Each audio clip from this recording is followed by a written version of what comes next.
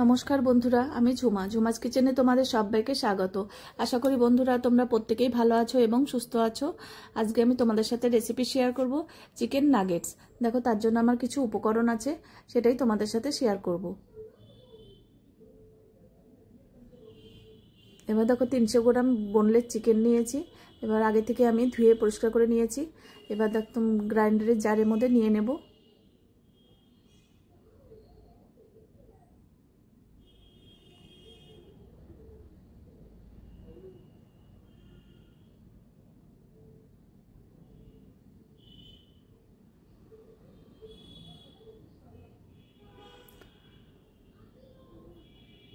এবার দেখো আমি 4 পিস পাউরুটি নিয়েছি বাইন্ডিংয়ের জন্য। এবার সাইডগুলোকে ছাড়িয়ে নেব।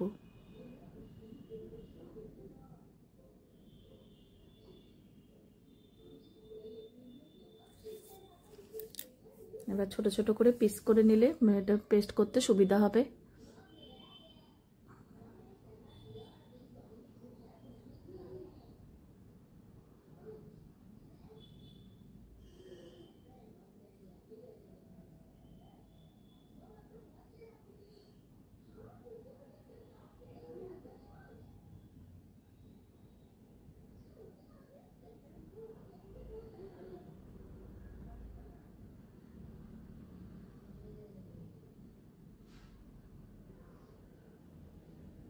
এবার অল্প ভিনেগার দিয়ে দেব।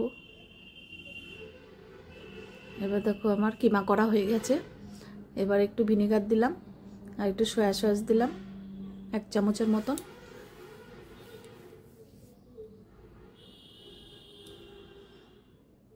এবার গরম মশলার গুঁড়ো 1/2 চামচ, এটার ঝাল লঙ্কার গুঁড়ো 1/2 চামচ, গোলমরিচের গুঁড়ো 1/2 চামচ,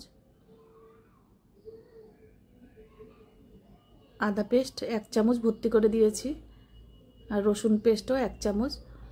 রসুন আদাটা সবসময় বেশি দেবে চিকেন কিংবা মাটনের জায়গায়, তাহলে কিন্তু টেস্টটা ভালো হয়। এবার আমি আর একবার মিক্সি মেশিনে দিয়ে ঘুরিয়ে নেব, তাহলে মশলাটা ভালোভাবে একদম মিশে যাবে। এবার স্বাদ অনুযায়ী নুন দিয়ে দিলাম। তোমরা যদি চিকেন নাগেটসের রেসিপি ভালো লাগে তাহলে অবশ্যই একবার হলেও ঘরে ট্রাই করো। ভীষণ সুন্দর হয়, ঘরে করলেও একদম দোকানের মতনই কিন্তু টেস্ট হয়। এবার দেখো আমি ঢেলে নিলাম একটা চপিং বোর্ডের মধ্যে। এবার ভালো করে একটু সাদা তেল দিয়ে মেখে নেব, যাতে মশলাগুলো খুব ভালোভাবে মিশে যায়। আর তোমরা যদি সুন্দর সুন্দর রেসিপি পেতে চাও তাহলে কিন্তু অবশ্যই আমার এই ইউটিউব চ্যানেলটি অবশ্যই সাবস্ক্রাইব করে রেখো। আর ফেসবুক থেকে যদি দেখো তাহলে পেজটাকে ফলো করো, তাহলে আমি যখনই যা নিত্য নতুন ভিডিও ছাড়বো তোমাদের কাছে সঙ্গে সঙ্গে চলে যাবে।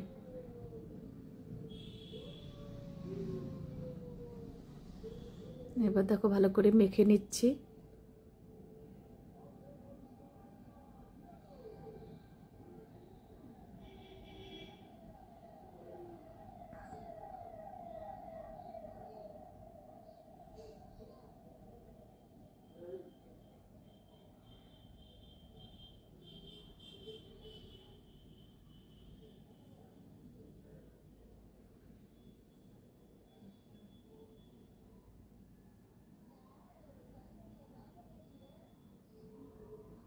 এবার এভাবে পাতলা করে আমি ছড়িয়ে দিয়েছি দেখো। আর এখানে কিছুটা ব্রেড ক্রাম্বস আছে, আর একটা ডিম ভেঙে নিয়েছি। এবার ডিমের মধ্যে একটু দুধ দিয়ে দেব।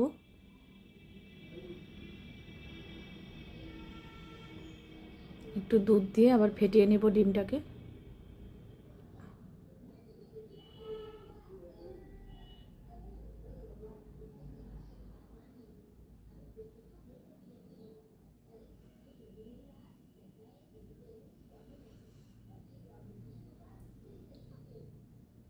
এবার দেখো সাইডগুলো আমি ছাড়িয়ে নেব। আমি দেখো খুব বেশি পাতলাও করিনি, আবার খুব মোটাও হবে না। মোটা হলে কিন্তু ভালো লাগবে না, একটু পাতলা হলে পরে খেতে ভালো লাগবে, মোচমোচে হবে। এবার দেখো আমি এটা কেটে নেব।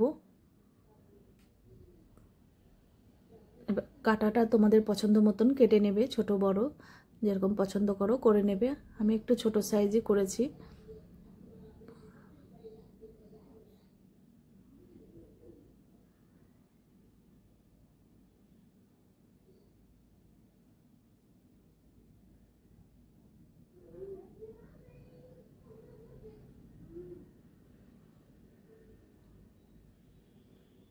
এবার দেখো আমি একটা উঠাবো চাকুর মাথাটা দিয়ে।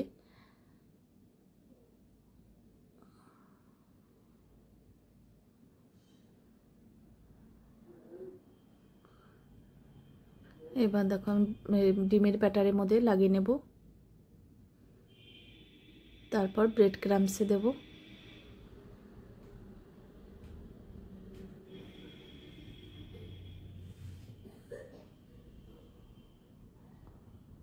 এইভাবে আমি আবারও একটা করে দেখিয়ে দিচ্ছি।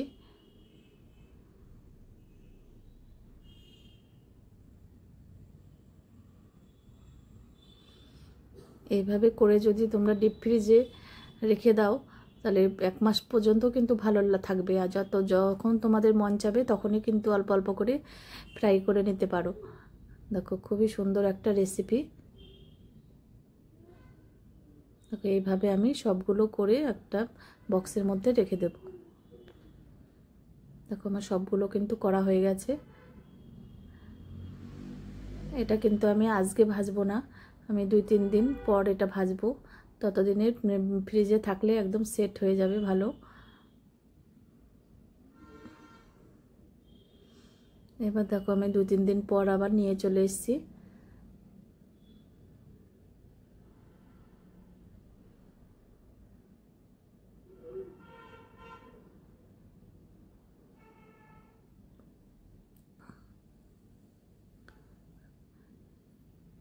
এই দেখো এবার আমি সাদা তেল গরম করে নিয়েছি আগের থেকে, এবার তেলে ফ্রাই করে নেব।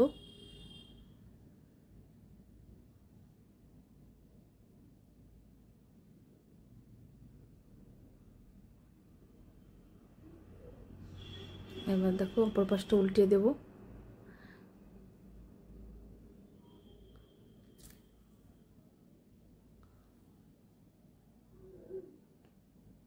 একটু লাল লাল করে ভেজে নিতে হবে। দেখো ভাজা কিন্তু হয়ে গেছে, এবার নামিয়ে নেব।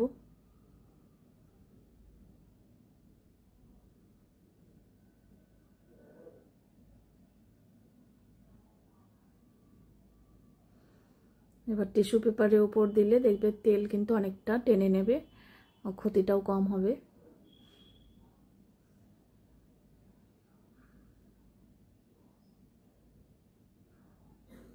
দেখো এইভাবে আমি সবগুলো ভেজে নেব। এবার দেখো ভাজা হয়ে গেছে। এবার একটা আমি সস তৈরি করে নিয়েছি টমেটো কেচাপের সঙ্গে।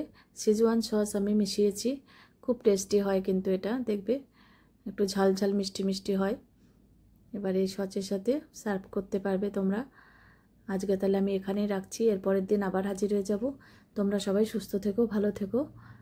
এবার দেখো আমি একটা ভেঙে দেখিয়ে দিচ্ছি, ভেতরটা দেখো কত সুন্দর হয়েছে।